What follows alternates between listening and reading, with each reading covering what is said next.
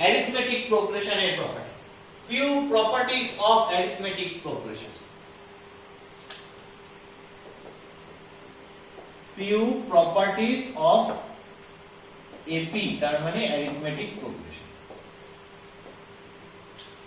First যে প্রপার্টিটা জানতে হবে যে প্রথমে একটা AP লিখে নিই in general let T1 equal to A and common difference equal to D. Then arithmetic progression is A plus D, A plus 2D, A plus 3D in this way. That's so n টার্মটা কি হয় A plus n minus 1 into D. তাহলে first যে প্রপার্টিটা সেটা হচ্ছে যে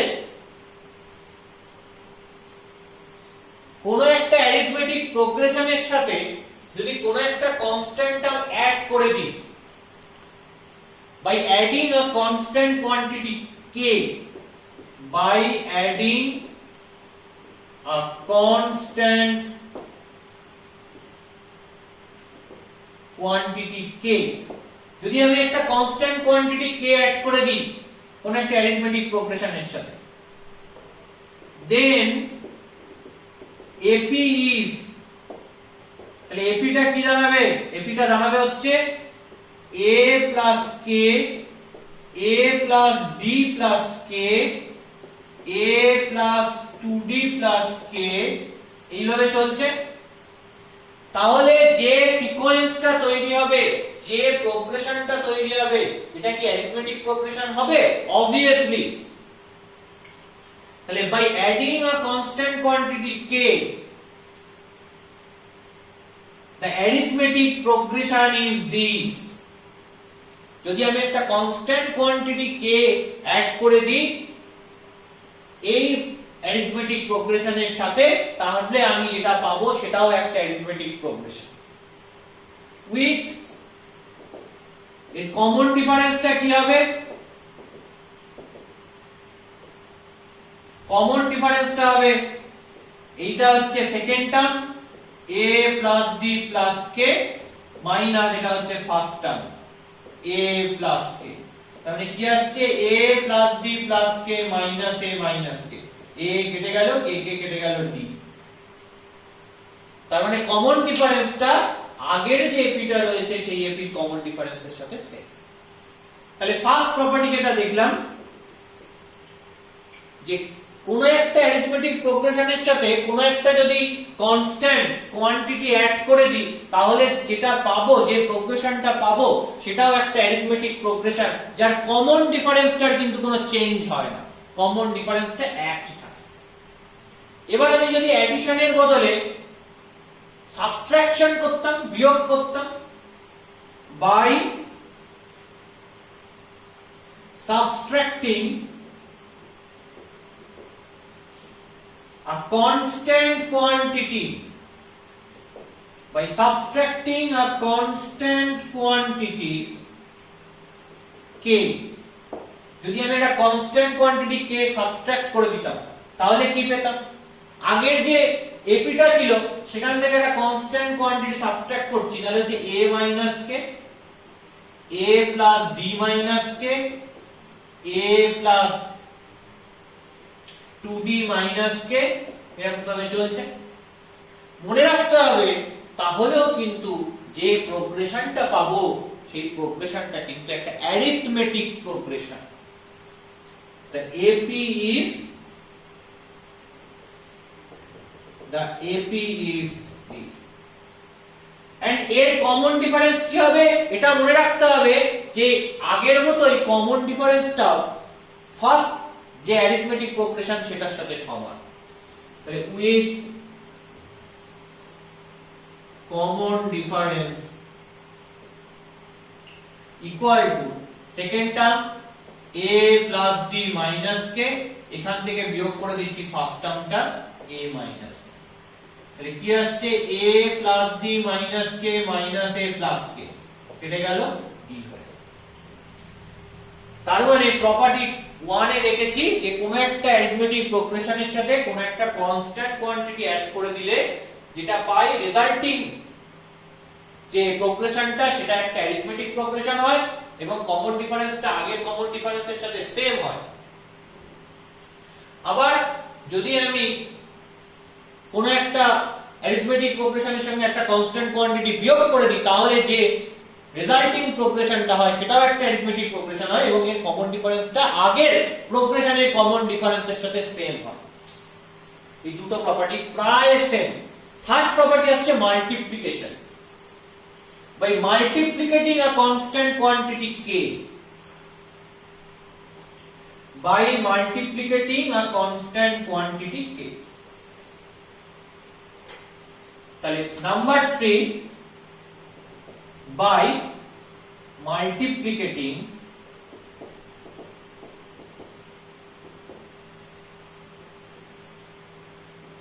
a constant quantity k, তার মানে এই যে k কনস্ট্যান্ট কোয়ান্টিটি দিয়ে গুণ করছি, যখন মাল্টিপ্লিকেশন করব মনে রাখতে হবে এই k টা যেন নট ইকুয়াল টু 0 হবে, কারণ 0 হয়ে গেলে আবার সবাই 0 হয়ে যাবে, খুব চাপ।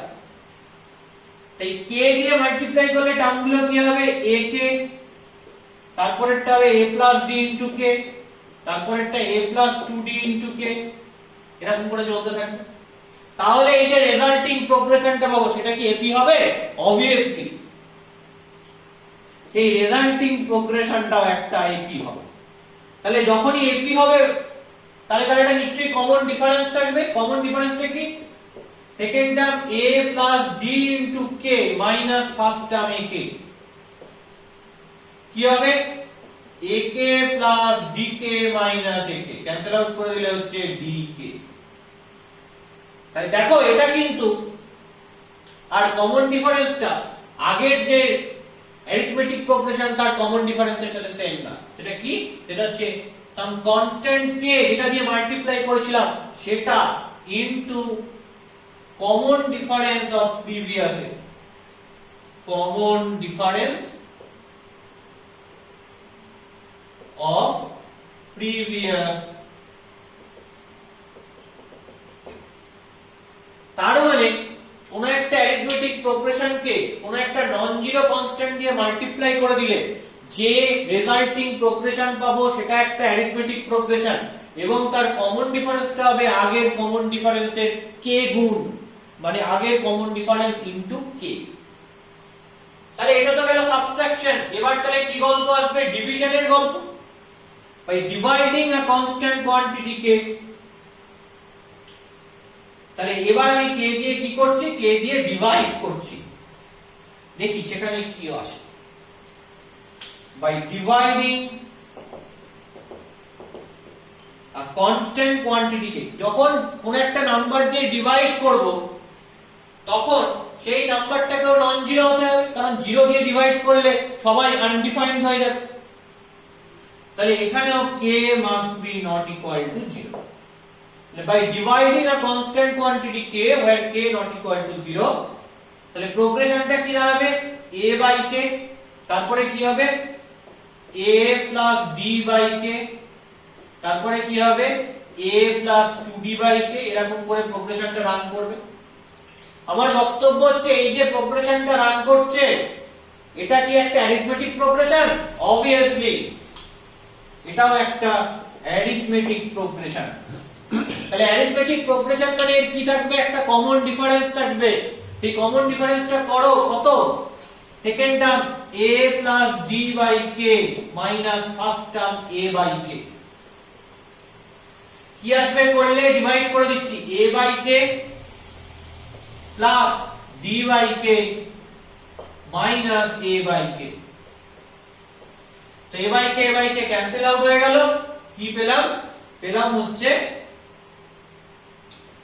d by k। তার মানে কি দেখতে পেলাম? যে এই যে কমন ডিফারেন্স যেটা পেয়েছি যেটা কিনা d বাই k, সেটা আগের কমন ডিফারেন্সের কি? আগেরটা ছিল যেমন কমন ডিফারেন্সের কে গুণ, এটা হচ্ছে কমন ডিফারেন্সের কে ভাগ। তাহলে common difference of previous AP by K, তার মানে কমন ডিফারেন্সটা কি দাঁড়াচ্ছে? কমন ডিফারেন্সটা দাঁড়াচ্ছে common difference of previous AP by K, তাহলে that is fourth property. Number 4, এবার আমাদের হলো ফিফথ প্রপার্টি কি হবে? এর ফিফথ প্রপার্টিটা কি? ফিফথ প্রপার্টিতে এবং সিক্সথ প্রপার্টিতে আমরা দুটো জিনিস বলবো যেগুলো মূলত অঙ্কে ইউজ হয়। কোথায় ইউজ হয়? মূলত অঙ্কে ইউজ হয়, মানে প্রবলেম সলভ করবার জন্যই মেইনলি ইউজ করতে হয়।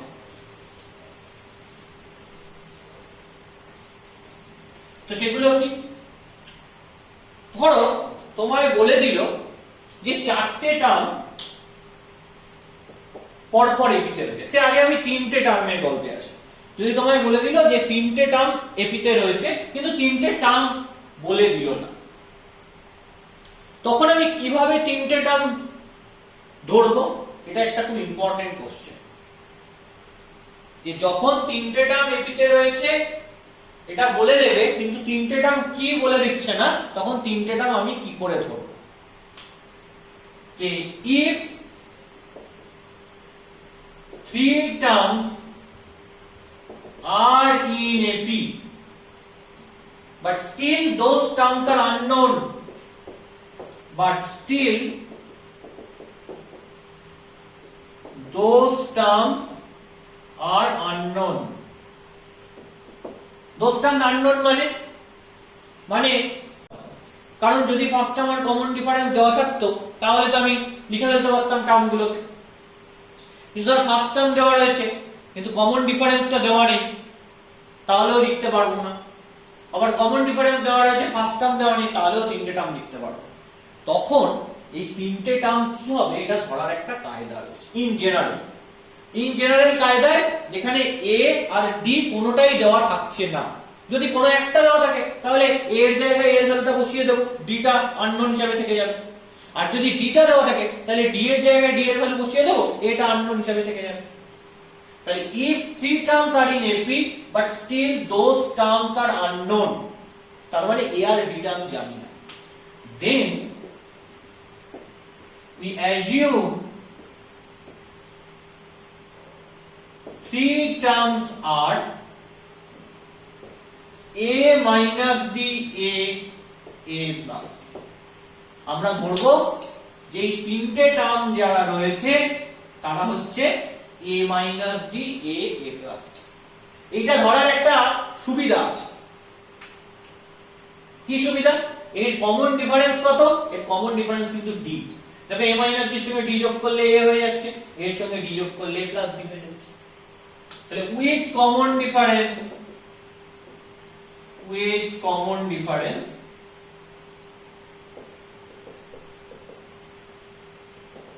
d। এবং মনে রাখতে হবে এটা ধরার সুবিধা হচ্ছে যে এই তিনটে টার্ম যারা এপিতে রয়েছে তাদের সাম কিন্তু 3। Here sum of 3 terms equal to a minus d plus a plus a plus d minus d plus d কেটে গেল 3। তার মানে এই সামটাকে কিভাবে লেখা যাচ্ছে? শুধু a এর টার্মে লেখা যাচ্ছে,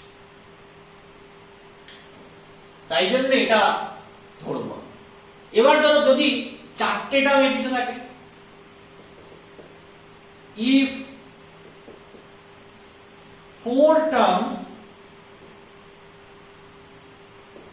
are in AP, যদি চারটে টার্ম এপিতে থাকে but still those terms are unknown, but still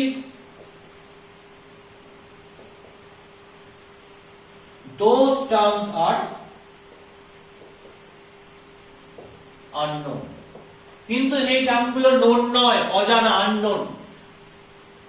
তাহলে যে চারটে টার্ম তাদেরকে কি ধরবো, একটু কায়দা করে ধরতে হবে। দেন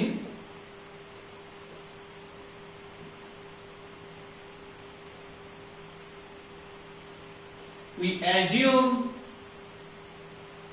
4 terms are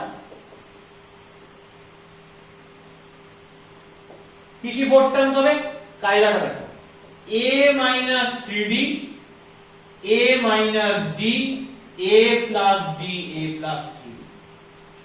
তখন চারটে টার্ম করব কি, a minus 3d, a minus d, a plus d R a plus 3d।